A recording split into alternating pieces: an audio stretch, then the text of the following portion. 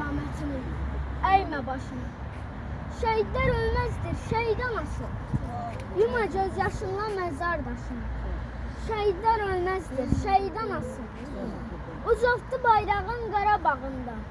Qorudu vətənin daşının dağında. Qoymadı torpağı yat tapdağında.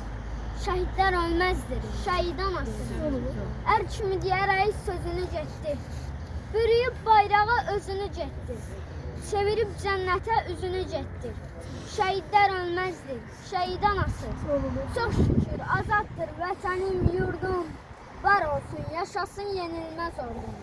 Şəhidlər önündə fəxrlə durdum. Şəhidlər ölməzdir, şəhid anası. Bizim borcumuzdur onu biad etmək.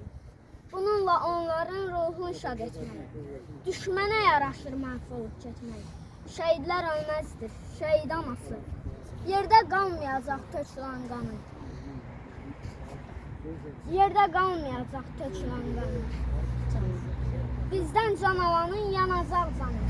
Kimsə bölə bilməz Azərbaycanı. Şəhidlər ölməzdir, şəhid anası. Kimsə bölə bilməz Azərbaycanı. Şəhidlər ölməzdir, şəhid anası.